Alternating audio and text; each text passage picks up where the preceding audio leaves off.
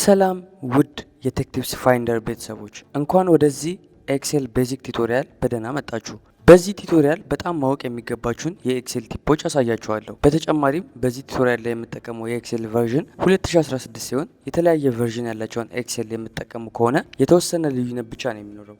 ስለዚህ 95% የማሳያችሁ ነገሮች እናንተ ከምትጠቀሙት ኤክሴል ቨርዥን ጋር ተመሳሳይ ነው። ወደ ቪዲዮ ቀጥታ ከመግባቱ በፊት ለቻናሉ አዲስ ከሆናችሁ ላይክ፣ ሼር፣ ሰብስክራይብ በማድረግ ቤተሰብ መሆን ትችላላችሁ። በመጀመሪያ የምናየው ነገር ስለ ሌይአውት ምንነት ነው። ከላይ የምትመለከቷቸው ሆም፣ ኢንሰርት፣ ፔጅ ሌይአውት፣ ፎርሙላ እና ዳታ በኤክሴል 2016 የሚገኙ ቤዚክ ታብ ናቸው።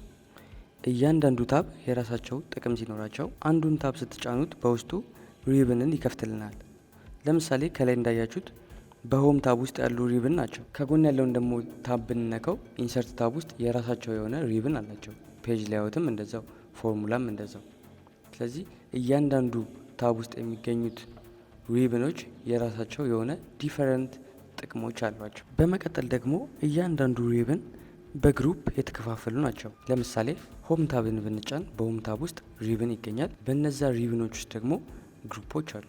እንደ ከት ግሩፕ፣ ኮፒ፣ ፎርማት እነዚህ በግሩፕ የተከፋፈሉ ናቸው።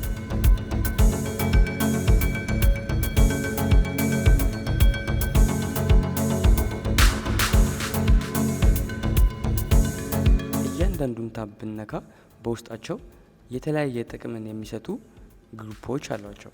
ስለዚህ መርሳት የሌለባቸው ነገር ታቦች አሉ፣ በታብ ውስጥ ሪብኖች አሉ።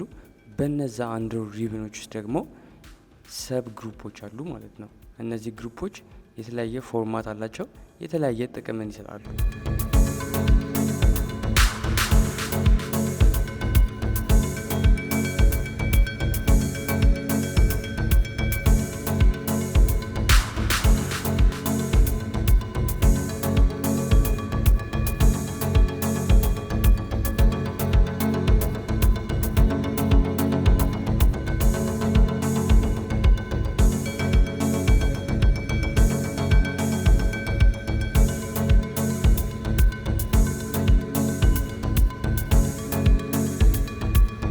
እና ደግሞ ሌላው ልብ ማለት ያለባችሁ ነገር በእያንዳንዱ ግሩፕ ውስጥ ራይት ኮርነር ላይ ላንች በተኖችን እናገኛለን።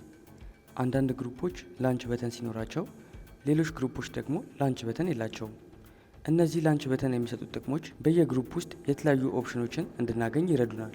እናም አንዳንዴ በአንድ ግሩፕ ውስጥ የምንፈልጋቸውን ነገሮች ሁሉ በአንዴ ስናገኝ ላንች በተን የሌላቸው ላይ ግን ሁሉን ነገሮች ማካተት ስለማይችሉ ማይክሮሶፍት ኤክሴል ላንች በተንን በመጠቀም ተጨማሪ ኦፕሽኖችን እንድናገኝ አስችሎናል።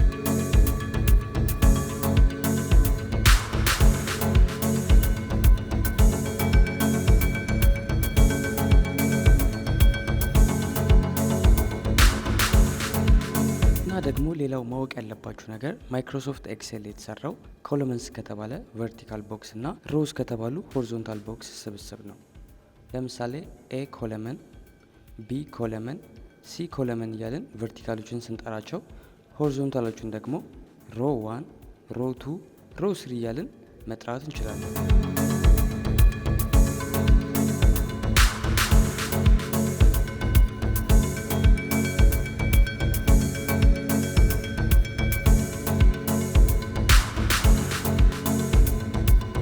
ሌላው ደግሞ ሴል ነው። ሴል ማለት ሮው እና ኮለመኖች ኢንተርሴክት የሚያደርጉበት ቦታ ሴል በመባል ይታወቃል። በኤክሴል እያንዳንዱ ሴል የራሱ የሆነ ዩኒክ ስም አለው። ለምሳሌ ይሄኛው ሴል B4 ሴል ይባላል። ሌላው ደግሞ ሬንጅ ሲሆን ሬንጅ ማለት የሴሎች ስብስብ ነው።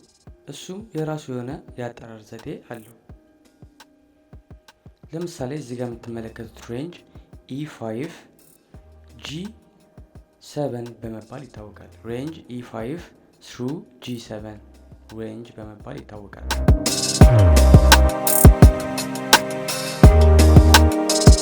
እዚህ ጋር ደግሞ የምትመለከቱት ሬንጅ H8 through ሬንጅ J12 በመባል ይታወቃል። አጻጻፉም ይህን ይመስላል። H8 through ማለት ሁለት ነጥብ አድርገን ከዛ J12 ስለዚህ ሬንጅ H8 ትሩ J12 በመባል ይጠራል ይሄኛው ሬንጅ።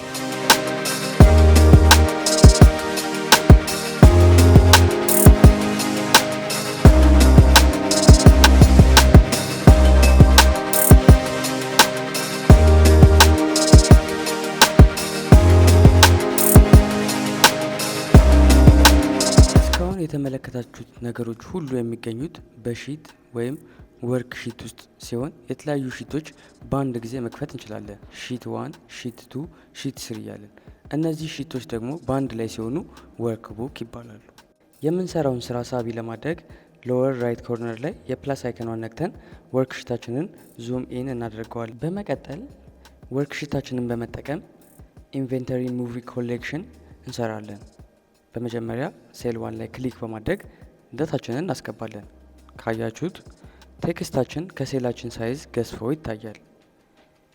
እናም ይሄ ለምን ሆነ ብላችሁ ልጠይቁ ትችላላችሁ። ስለዚህ ይህንን ችግር ፊት ለማድረግ ከፈለግን ከርሰራችንን በሁለት ኮለመኖች መሃል በማድረግ ወደ ራይት ድራግ እናደርገዋለን። መርሳት የሌለባችሁ ነገር ሙቪ ኢንቬንተሪ በዛ ሴል ውስጥ ካስገባን በኋላ ኢንተርን ወይም ሪተርንን ስነካ ወደ ታችኛው ሴል ይወስደናል። ሺፍት ፕላስ ኢንተር ኦር ሪተርን ስናስገባ ደግሞ ወደ ላይኛው ሴል ይወስደናል። ታብን በምንነካበት ጊዜ ደግሞ ወደ ራይት ይወስደናል። ሺፍት ፕላስ ታብን ስነካ ደግሞ ወደ ሌፍት ይወስደናል። እነዚህ ነገሮች ሁሉ በቀላሉ አፕ፣ ዳውን፣ ሌፍት፣ ራይት ለመውሰድ ከፈለጋችሁ ደግሞ አሮኪዎችን በመጠቀም ወደ ፈለጋችሁት አቅጣጫ መውሰድ ትችላላችሁ። ወይም ደግሞ ማውዛችሁን በመጠቀም የምፈልጉት ሴል ላይ ሄዳችሁ ክሊክ ማድረግ ትችላላችሁ።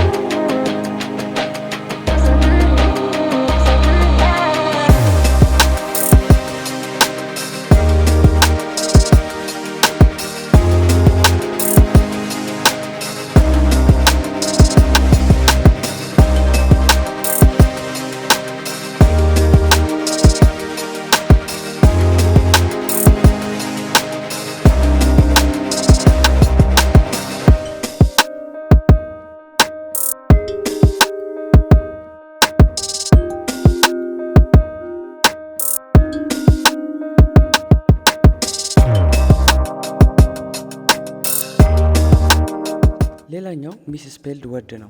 ሚስ ስፔልድ ወርድ ሲያጋጥመን ፊክስ የምናደርግበት ሁለት ወሳኝ ነገሮች አሉ። የመጀመሪያው ቢንግ ኦን ሴል ነው። እያንዳንዱ የጻፋችሁት ነገር ዲሌት አድርጎ ሌላ አዲስ በምትጽፉት ሪፕሌስ ያደርገዋል።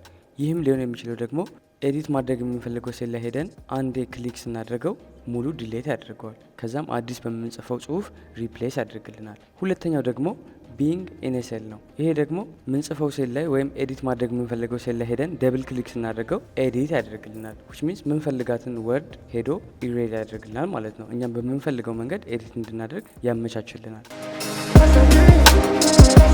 በመጨረሻም እስካሁን የሰራ ነው የኤክሴል ቴብላችን ለእይታ እንዲስብ ለማድረግ ሆም ታብ ላይ በመግባት የተለያዩ ከስተማይዜሽኖችን እንሰራለን። ለምሳሌ ሙቪ ኢንቬንተሪ የሚለውን ክሊክ በማድረግ ወደ ራይት ድራግ እናደርገዋለን።